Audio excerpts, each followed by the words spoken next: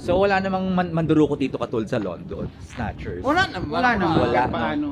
Sa London, grabe. Ay, kailangan maingat ka doon. Oo, grabe. Ano yung anong kamay mo, Yes. yung ano mo pag wala na sa harapan. Exploring the high streets of Bournemouth. Ayan. The architecture was so 1800. 1800 oh, parang gano'n. No? Mga ganyan. Cozy Club, meron silang night bar, Oo. clubs. And sa atin kasi inaalagaan yung ano, yung inaalagaan yung mga kalapate. Pero dito, pakalat-kalat lang. Sa atin inuulam din yan. Charot. So that is the arcade. Arcade, ano siya? Ah, okay. Parang siya, mga ano kasi ito yung mga old buildings. Old buildings. No, pinreserve talaga nila. No? Reserve nila. Hindi nila hinahayang maging ano dito. Hindi. One customize.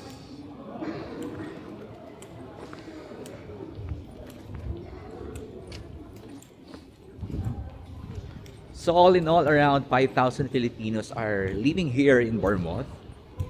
5,000 or more, something like that. Something like that. More on the Sa care sector, sa mga healthcare sector. nurses. Nurses. Si Rafa. Yeah, hello. Ayan, syempre, ang isang si Hello. Sunny. Yeah. Oh, di ba? Parang mas ano, no, mas napansin ko mga tao dito, mas tame, no? Mas preserve ang tao dito. Ayan, mga hello no naman.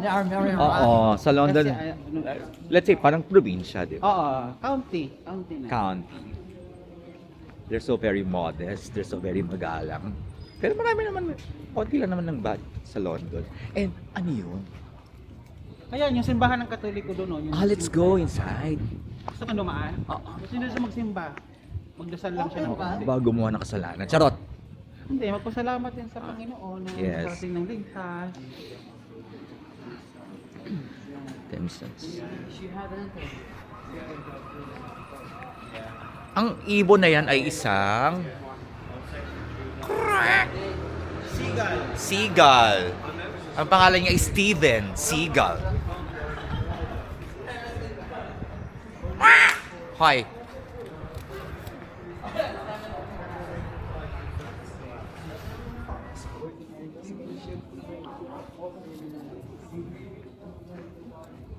Pupunta kami sa Catholic Church. Yan.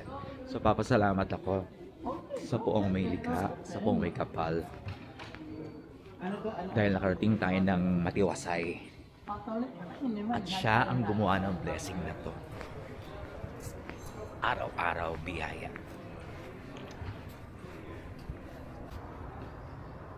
So this is the Bournemouth Oratory information. Catholic Church of the Sacred Heart of Jesus. Yes. Let's see inside.